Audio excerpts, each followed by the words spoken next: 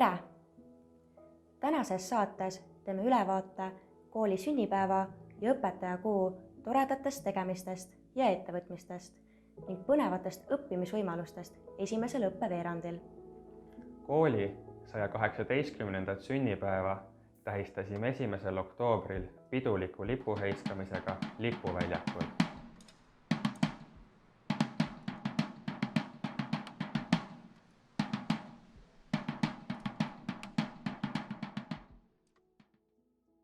Samal päeval said õpetajate päeva puhul abituriendid proovida kätt õpetajaametis ja kooli juhtimises.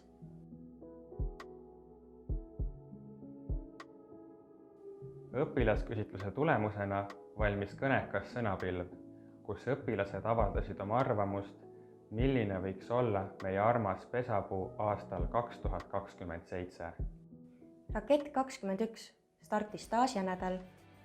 Sel õppeaastal on osavõtjaid 85 ning lendu tõusis ka minirakett 21, kus pardal 1. A ja 1. B klass.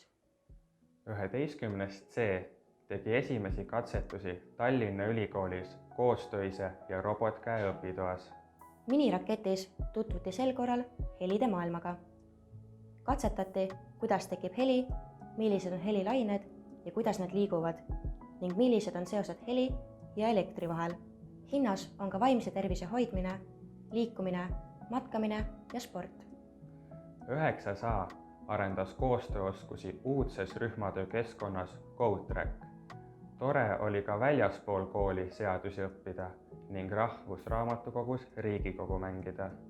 Õpetajate kuul tänati kõiki meie kooli õpetajaid ning kõrgeid tunnustusi jagus nii üleriigiliselt kui ka Tallinna Haridusameti korraldatud konkursitelt. 2. oktoobril toimunud üleriigilisel õpetajate galal Eestimaa õpib ja tänab 2021 välja kuulutatud nominent kategoorias aasta gümnaasiumiõpetaja on matemaatikaõpetaja Alar Pukk.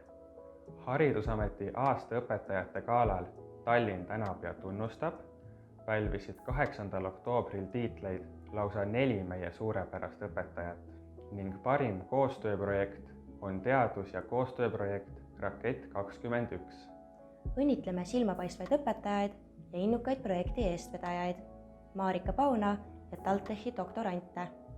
Tulemuslikud olid ka meie tublid sporditüdrukud, poisid ning gümnaasiumineiud.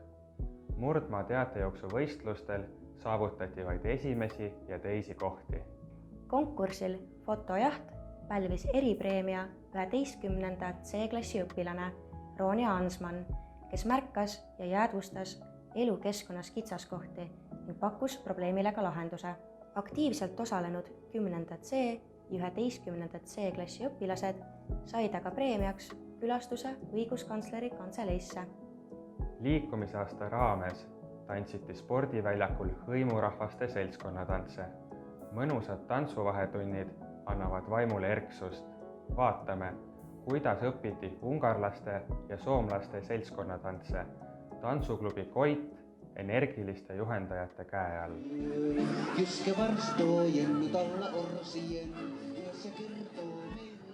Õiglase kaubanduse nädala raames korraldas õpilasesindus 20. oktoobril aatriumis kohviku, kus iga ostuga toetati ka toidupanka. Nii õppides ja õpetades ning aktiivselt tegutsedes ongi märkamatult kätte jõudnud imeline sügisvaheaeg. Oktoobrikuud jääb lõpetama 22. oktoobril toimunud traditsiooniline pidulik rongkäik ja tseremoonia staabi- ja sidepataljoni ning küberkaitsekeskusega pataljoni taasasutamise aastapäeva tähistamiseks, kus Kaitseväe orkestri saatel osalesid pidupäevamarsil ka meie riigikaitseõpilased ja liputoimkond. Et loomisoos kõik loodu koos võiks sündida ja uuesti. 29. oktoobril 28 aastat tagasi taasasustati staabi- ja sidepataljon. Kuninglik lott, valguse võit, äratab maa.